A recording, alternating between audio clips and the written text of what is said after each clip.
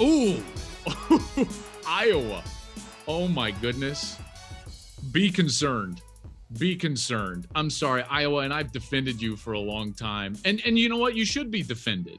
And in some regards, you're probably sitting there like, hey, you know, Tory Taylor for Heisman. Tory Taylor's the punter for Iowa.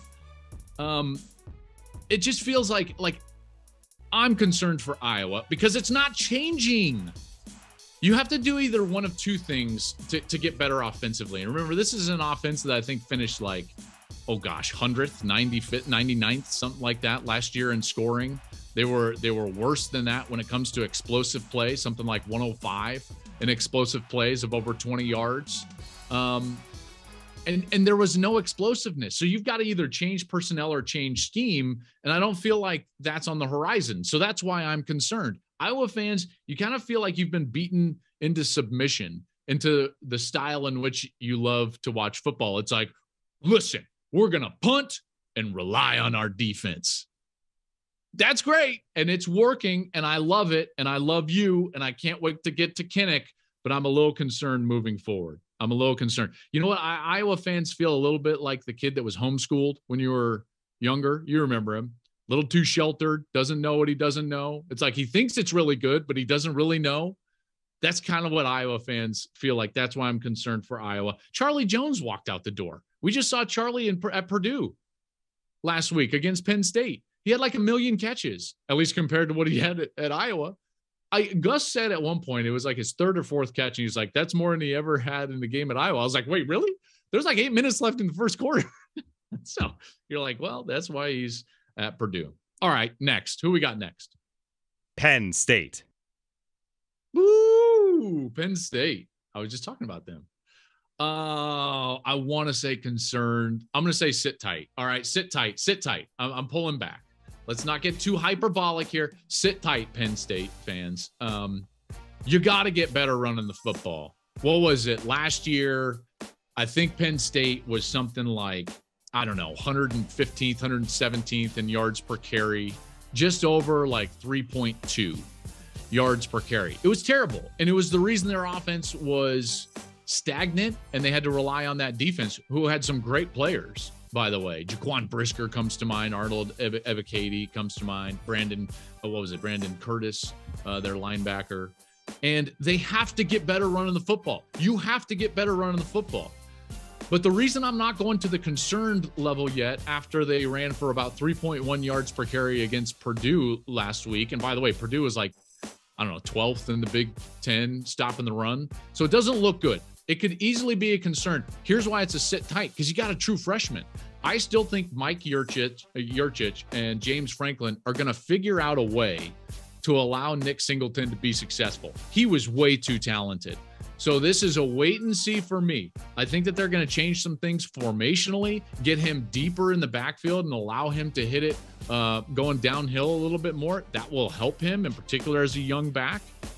And he's special. So I do think their run game can get better, but it really needs to get better. Not quite concerned yet. It's a wait and see for me. Sit tight, Penn State fans. You might see some better days running the football ahead. All right, who's next? Utah. Oh, Utah, relax. You're going to be just fine. Utah fans, listen. There's a lot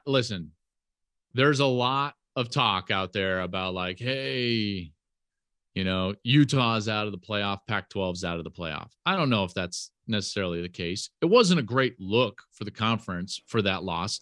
That being said, we have to understand that I think Florida was severely underrated.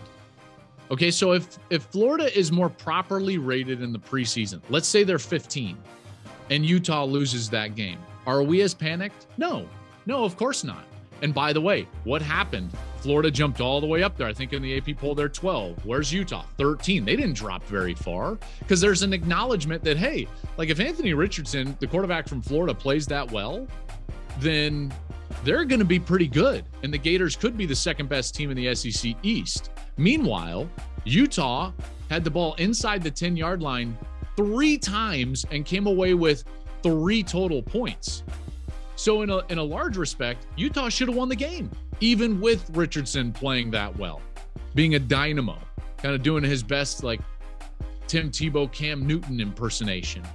Richardson was phenomenal. Utah had a real hard time with his speed on the outside, which the only cause for concern that gives me is like, how am I going to match up with Caleb Williams later in the year with USC when he's running around? But as it is, Utah is going to be fine. You look at their next 4 or 5 games, they should absolutely be 5-1 when they play USC later in the year. And so that's why it's a big relax. Okay, Cam Rising's going to play better than that. You're going to execute better than that inside the 10-yard line. All right, like they should have won the game anyways. Richardson was Superman. Utah fans, relax. Who's next? Clemson. Oh man, how about that game against Georgia Tech? I'm going to say sit tight, although it's a borderline, folks. It's a borderline. I think Clemson fans know that the score was not indicative of the way that game played out. And the questions surrounding Clemson moving forward are clearly about the offense. Their coordinator leaves, Tony Elliott, and now DJ Uiagalelei comes in, and he did not play well a year ago. He had that quality performance against Notre Dame 2 years ago in a loss, by the way, but he did not play well a year ago, more interceptions than touchdowns. And what I saw from him against Georgia Tech was a guy who he wasn't playing fast. All right, the ball is not coming out with conviction. His decisions are not made with conviction. And so I'm concerned about their offense. Their defense is incredible. Brian Brzee, like these people up front, these defensive linemen, these guys can play. That's going to be a great defense. I don't see them giving up more than, I don't know, probably 13, 14 points a game. And their schedule's not that difficult, and they will figure out this quarterback position. DJ Uiagalelei, if he continues to play like that, and Cade Klubnik comes in and continues to play the way he did in garbage time late against the Yellow Jackets, then it's going to be Cade Klubnik the rest of the way. Dabo Swinney, he doesn't play around, folks. I mean, remember Kelly Bryant took him to a playoff? Bam. 4 games in, Trevor Lawrence is your starting quarterback. So he will not play around. If he feels like he's got a better option, he will move in that direction. And Cade Klubnik, he came in and the ball did move with conviction. His decisions were made with conviction. And so at least judging by game 1, I think Clemson could be better and have a higher ceiling with Cade Klubnik. We'll see how that plays out. So for Clemson fans, it's a sit tight. Wait and see how that one plays out. All right, last one. We got time for one more. Who we got? LSU. Oh, concern. That was my concern. LSU fans. Yikes, man. It's not going well for LSU right now. Your best player is clearly disgruntled, Keyshawn Butte. Your coach, who I think is a great coach, Brian Kelly, did a wonderful job at Notre Dame, at Cincinnati. The dude can coach football, but it's not going well at LSU. That team that was on the field against Florida State was not coached well. You don't drop 2 punts and allow 2 kicks to get blocked if you're a really well-coached team. In fact, you show me a team that is really buttoned up on special teams, and I'll show you a head coach that is a really buttoned up coach. That's why it was so surprising to see the way that they played. The problem is, for me, is that LSU, there's not a lot of positivity surrounding the program right now. It's not a hire that everyone was super excited about outside of LSU. And now Brian Kelly tends to be the butt of the joke on social media. That's not a good play. That's not a good thing. All right. Maybe they'll figure this out. And I think that they're really talented and he's an excellent coach. But for right now, I'm concerned. This is heading in the wrong direction at LSU with the way they lost to a Florida State team that was, 8-13 under Mike Norvell and was trying to choke that game away in the second half. And LSU stole a loss from the jaws of victory. So that's a cause for concern.